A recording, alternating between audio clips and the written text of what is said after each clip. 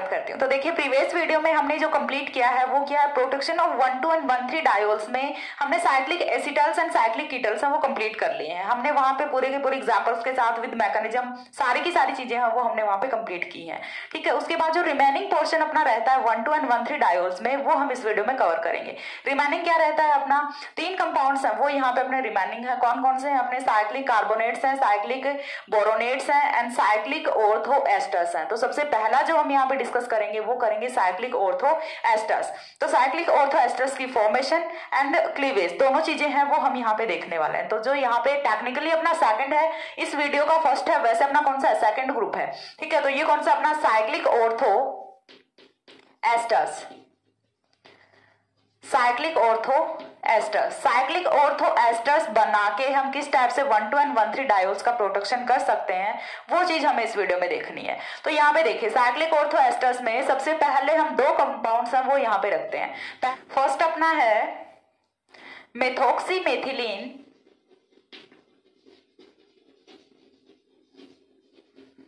Acetal and second जो है वो है अपना एथॉक्सीमेथिलीन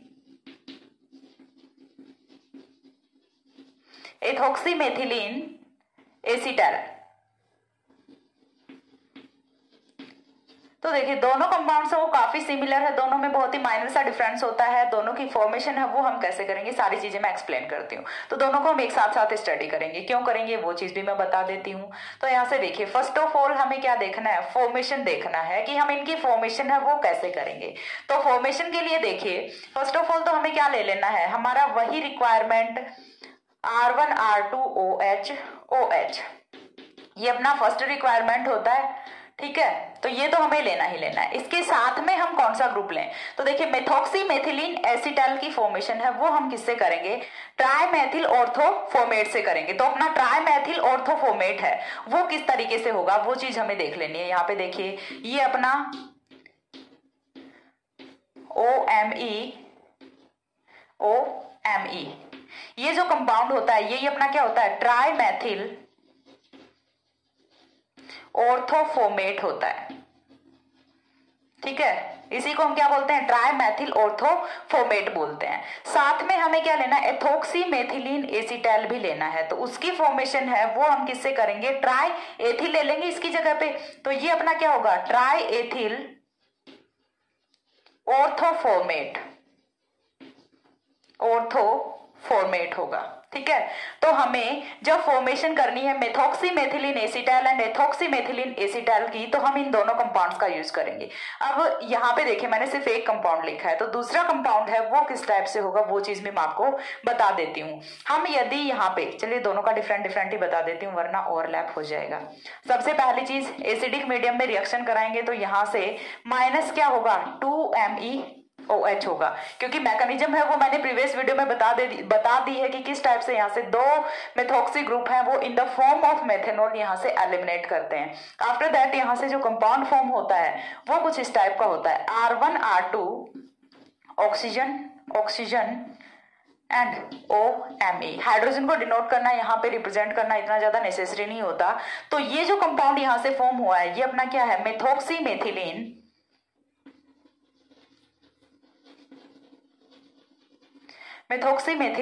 एसिटल। ठीक है, यहां से मेथॉक्सीमेथिलीन एसिटल की फॉर्मेशन हुई है। यदि यहाँ पे OMe की प्लेस पे हम रख देते हैं OET, तब ये क्या हो जाएगा, एथॉक्सीमेथिलीन एसिटल हो जाएगा। चीज क्लियर हो रही है। यदि OMe के प्लेस पे सिर्फ क्या आ जाए, OET आ जाए, तो उस केस में क्या होगा, एथॉक्सीमेथिलीन एसिटल होगा। चलिए इसकी भी फॉर्मेशन है वो मैं आप लोगों को बता देती हूँ। अगेन हम क्या यूज कर रहे हैं, थोड़ा सा टाइम लगेगा बस, R1R2OH एंड साथ में हमें इस बार क्या यूज करना है, OET। जहां हमने फर्स्ट टाइम एलिमिनेट किया है 2 मॉलिक्यूल्स ऑफ MEOH, इस बार किसका एलिमिनेट करना है, 2 मॉलिक्यूल्स ऑफ ETOH एंड जो हमारा कंपाउंड होगा फाइनल प्रोडक्ट वो कुछ इस टाइप से होगा। ठीक है, ऑक्सीजन एंड OET, और यही हमारा क्या है, इथॉक्सी मेथिलीन एसिटाइल है। तो इस टाइप से हम methoxy methylene acetyl and ethoxy methylene acetyl दोनों की फॉर्मेशन है वो कर सकते हैं। अब इनका क्लीवेज है वो किस टाइप से करेंगे, तो क्लीवेज के लिए देखिए अगेन एक का क्लीवेज है वो मैं बता देती हूँ, सेम ही प्रोसीजर से दोनों का क्लीवेज है वो किया जाता है। ठीक है, नेक्स्ट आता है अपना क्लीवेज। ये था फॉर्मेशन, फॉर्मेशन के बाद है क्लीवेज। तो क्लीवेज में देखिए हमें करना क्या है, कंपाउंड रखेंगे R1 R2 OMe या फिर OET, दोनों कंसिडर कर लिए हमने। यहाँ पे हम यूज क्या करेंगे 0.01 NaCl, या फिर हम क्या यूज कर सकते हैं 80 डिग्री सेंटीग्रेड यूज कर सकते हैं विद HCl। तो यहाँ से फॉर्मेशन किसकी होगी, अपने 1,2 डायोल की फॉर्मेशन होगी, यानी कि इसका डिप्रोटेक्शन है वो हो जाता है एंड यहाँ से 1,2 डायोल की फॉर्मेशन है वो हो जाती है। तो हम इस फॉर्म में भी अपना प्रोटेक्ट कर सकते हैं 1,2 एंड 1,3 डायोल्स को। इसके बाद इतना स्क्रीनशॉट लीजिए, देन मैं नेक्स्ट जो एग्जाम्पल है थर्ड वो एक्सप्लेन करती हूँ। हो गया। इसके बाद देखिए दो कंपाउंड्स हैं वो हमने यहाँ पे डिस्कस कर लिए। दो कंपाउंड्स के बाद जो तीसरा कंपाउंड है वो भी हम यहाँ पे देख लेते हैं कि वो क्या होता है। ठीक है, तीसरा कंपाउंड है वो हम डिस्कस करते हैं। चलिए, तो जो अपना थर्ड कंपाउंड है वो क्या होता है, यहाँ से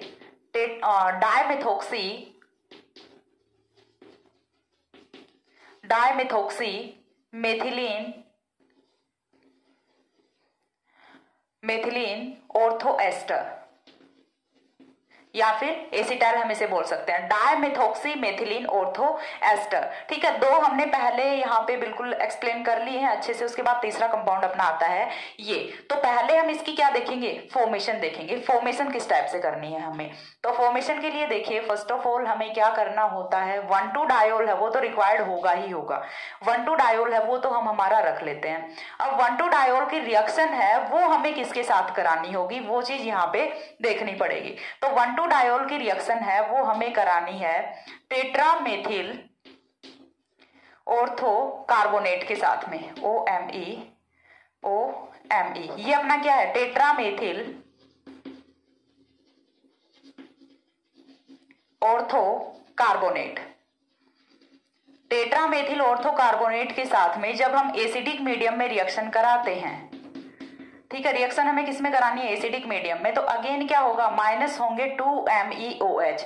मैकेनिज्म है वो आप लोगों को पता है कि किस टाइप से यहाँ से 2MEOH माइनस होने हैं, और ट्रिक यदि देखनी है तो देख लो इस टाइप से माइनस होते हैं 2MEOH। तो यहाँ से जो कंपाउंड फॉर्म होगा वो होता है हमारा like that OMe R1 R2। ठीक है, तो चीज क्लियर हो रही है। ये कुछ कुछ लग रहा है ना एसीटोन के जैसा, यदि यहाँ से डायरेक्ट यदि हम मेथिल ग्रुप जोड़ दें तो ये एसीटोन वाला हो जाएगा। तो यहाँ से थोड़ा सा डिफरेंस होता है ऑर्थोएस्टर्स में और अपना जो एसीटोन वाला होता है उसमें। तो यहाँ से ये जो कंपाउंड फॉर्म हुआ है इसको हम क्या बोलते हैं, डायमिथॉक्सी मेथिलीन ऑर्थोएस्टर। ठीक है, डायमेथॉक्सी मेथिलीन ऑर्थोएस्टर। तो ये अपना होता है कुछ इस टाइप का कंपाउंड। तो इस टाइप से हम जो अपने साइक्लिक ऑर्थोएस्टर्स हैं उनकी फॉर्मेशन करके और प्रोटेक्शन कर सकते हैं 1,2 एंड 1,3 डायोल्स का। इसके बाद जो नेक्स्ट आता है थर्ड अपना वो आता है साइक्लिक कार्बोनेट्स। थर्ड है वो आता है cyclic carbonates.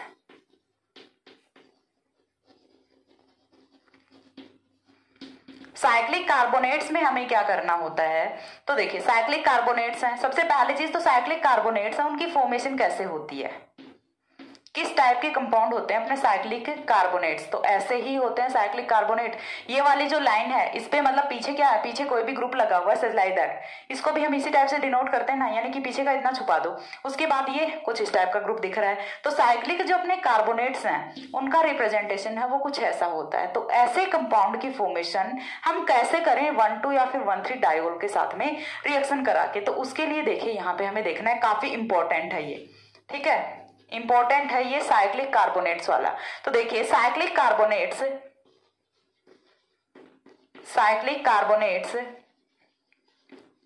are prepared by the reaction of 1,2 and 1,3 diols with phosgene या फिर क्या होगा क्लोरोफोर्मेट।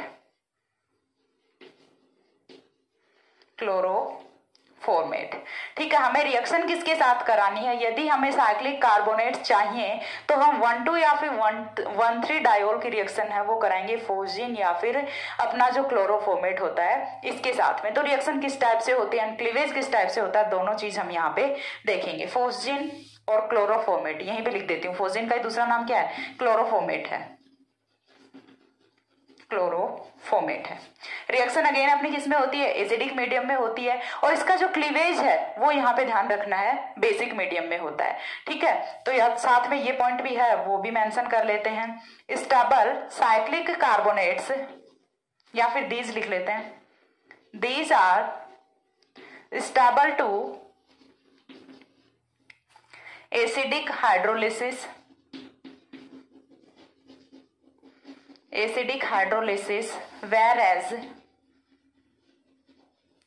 whereas cleaved by base। ठीक है, तो इनका क्लीवेज है या फिर हम बोल सकते हैं डिप्रोडक्शन है वो हम कैसे कराएंगे? बेसिक मीडियम में कराएंगे, और फॉर्मेशन है वो किसमें होगी? एसिडिक मीडियम में होगी। तो साथ में हमें ये चीज ध्यान में रखनी है कि एसिडिक हाइड्रोलिसिस के टुवर्ड्स स्टेबल होते हैं। एसिडिक हाइड्रोलिसिस कराते जाओ, ये ब्रेक नहीं होने वाले। तो फर्स्ट ऑफ ऑल हमें क्या देखना है? फॉर्मेशन देखना है। फॉर्मेशन में क्या करना है? 1,2 डायोल कंसिडर कर लेते हैं, R1 R2 OH। जब हमने रिएक्शन करानी है 1,2 डायोल की रिएक्शन कराएंगे किसके साथ में? तो ये चीज देखिए यहां से बहुत ही इंपॉर्टेंट है, क्लोरोफोर्मेट या फिर हमें यूज करना है फोस्जीन। तो रिएक्शन है, सॉरी एसिडिक मीडियम में रिएक्शन है वो नहीं होगी, रिएक्शन अपने बेसिक मीडियम में होगी। सॉरी फॉर दैट, पिरिडीन है वो हमें लेना होगा। सॉरी फॉर दैट, इसके लिए एक्सट्रीमली सॉरी, क्योंकि ध्यान नहीं रहा था, क्योंकि यहाँ से HCl है वो एलिमिनेट हो रहा है। तो रिएक्शन है वो अपनी पिरिडीन की प्रेजेंस में होती है। -2 मॉलिक्यूल्स ऑफ HCl होते हैं, और जैसे ही 2 मॉलिक्यूल्स ऑफ HCl एलिमिनेट करते हैं तो यहाँ से कंपाउंड जो फॉर्म होता है वो होता है कुछ इस तरह का, C डबल बॉन्ड O। तो ये अपना क्या होता है? साइक्लिक कार्बोनेट होता है। ठीक है, क्या है अपना? ये साइक्लिक कार्बोनेट है। मैकेनिज्म है वो आई थिंक आप लोगों को क्लियर हुई होगी कि पहले यहाँ से जो अपना ये वाले लॉन पेयर के इलेक्ट्रॉन्स है ये इस वाले कार्बन पे रिएक्ट करेंगे, देन यहाँ से Cl है वो माइनस होगा। चलिए मैकेनिज्म है एक्सप्लेन कर देती हूँ अच्छे से, एक बार इतना स्क्रीनशॉट ले लो, देन मैं इसकी मैकेनिज्म है वो भी एक्सप्लेन कर देती हूँ, और इसका क्लीवेज है वो भी एक्सप्लेन कर देती हूँ। स्क्रीनशॉट लीजिए। हो गया। इसके बाद में देखते हैं हम मैकेनिज्म।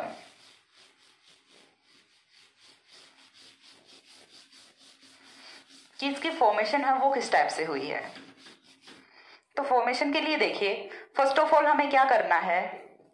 यहाँ पे हमें रखना है हमारा डायोल। क्या पढ़ रहे हैं हम? मैकेनिज्म पढ़ रहे हैं। तो मैकेनिज्म में हम फर्स्ट ऑफ ऑल रखेंगे अपना डायोल। ठीक है, R1 R2। अब देखिए रिएक्शन हमें किसके साथ करानी है? तो रिएक्शन हमें करानी है with phosgene, C double bond O Cl। ठीक है, ये हमारा क्या होता है? फोस्जीन होता है या फिर क्लोरोफोर्मेट होता है।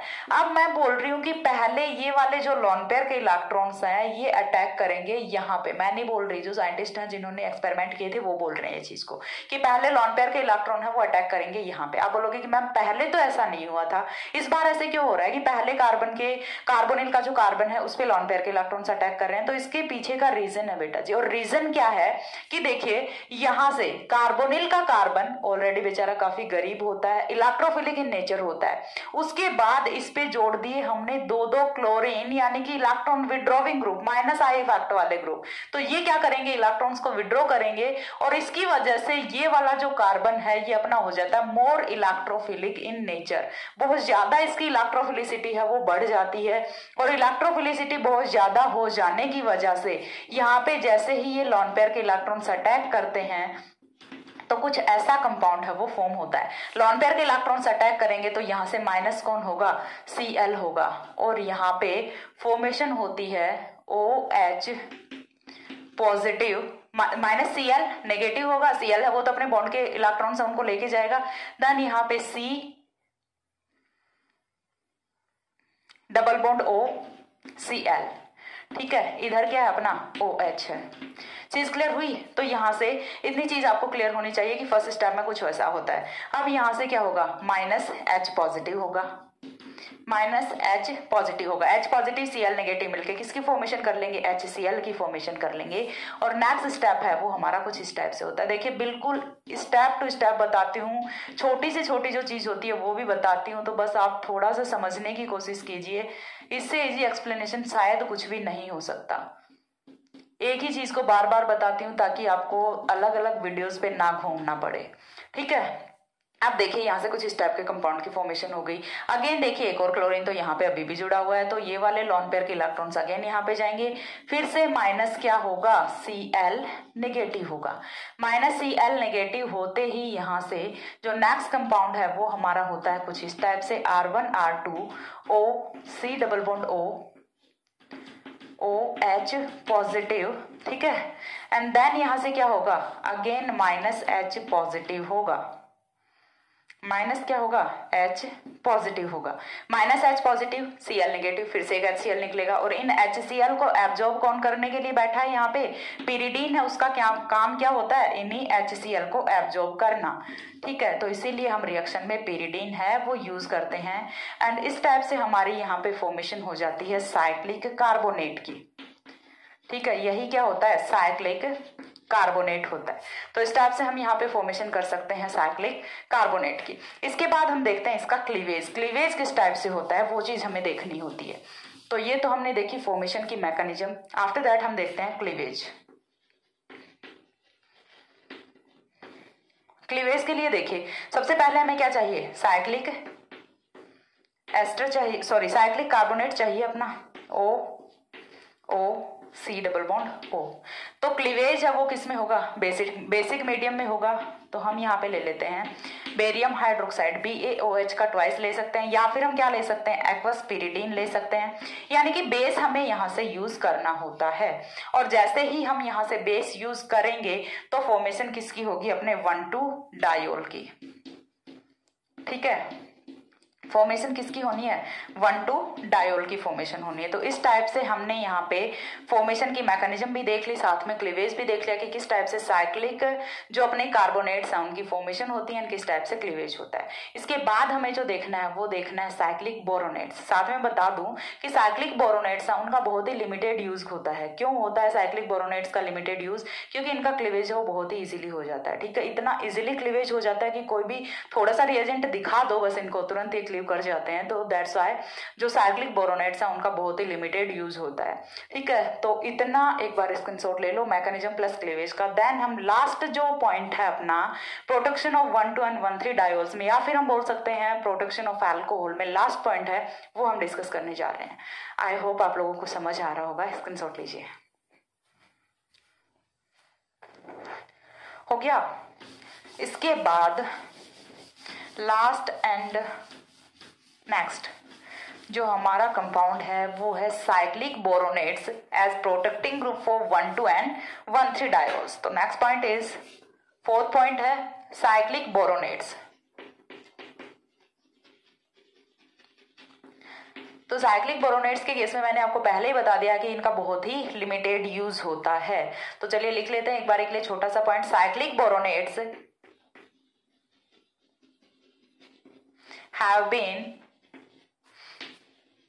have been used to a limited extent to a limited extent, in a limited extent, to product 1,2 and 1,3 diols, 1,2 and 1,3 diols, because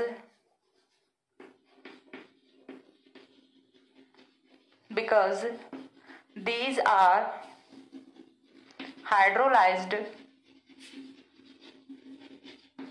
very easily, because these are hydrolyzed very easily.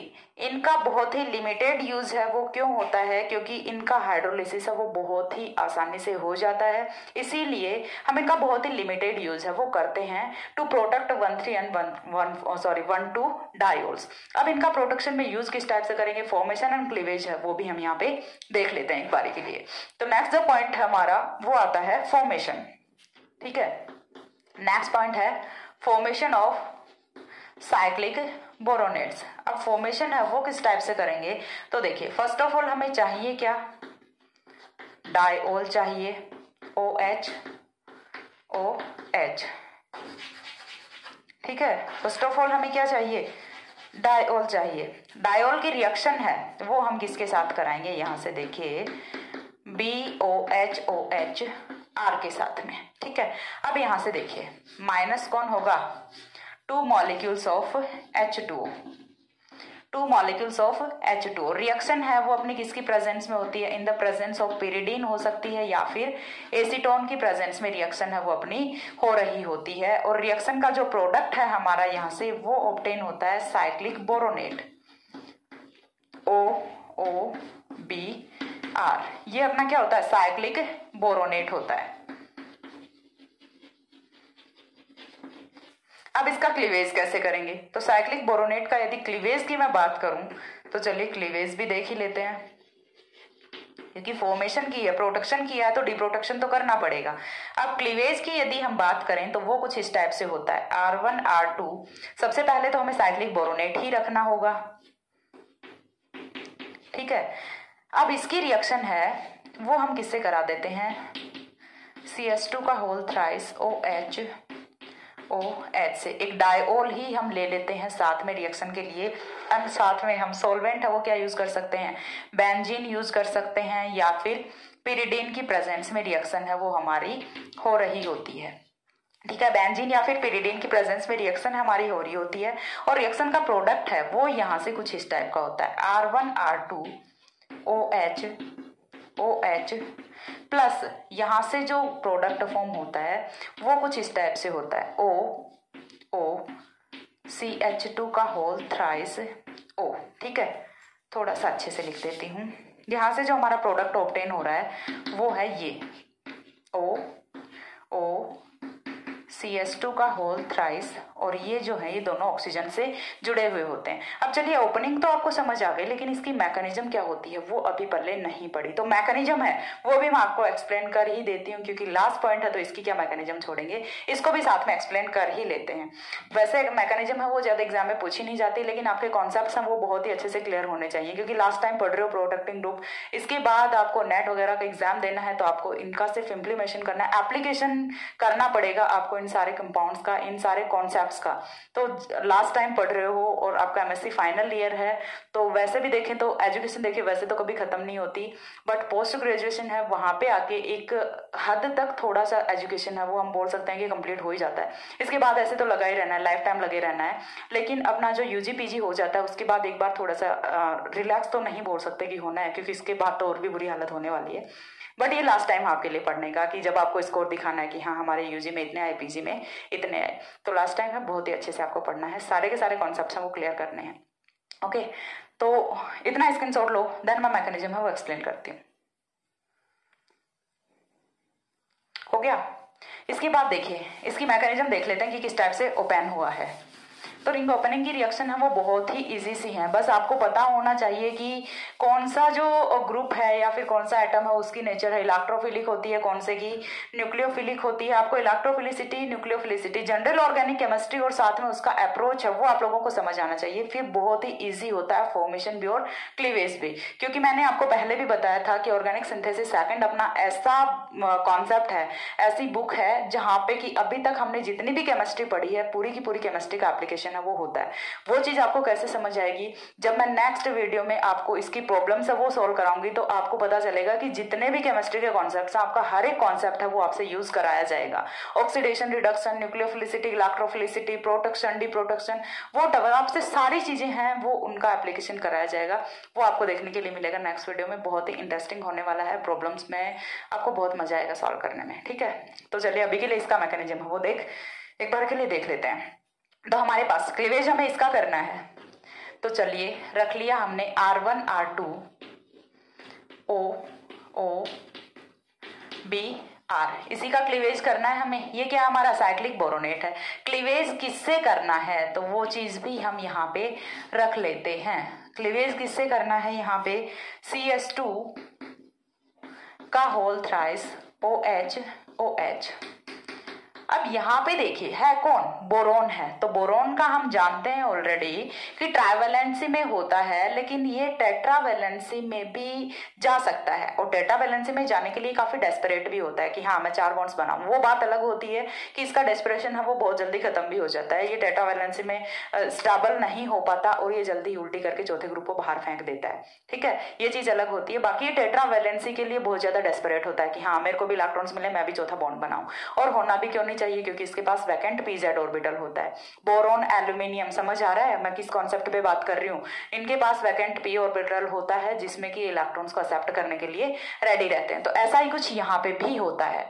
यहाँ से देखिए ये वाले जो लॉन पेयर के electrons हैं, और oxygen के पास तो एक ही हथियार होता है क्या, always lone pair of electrons.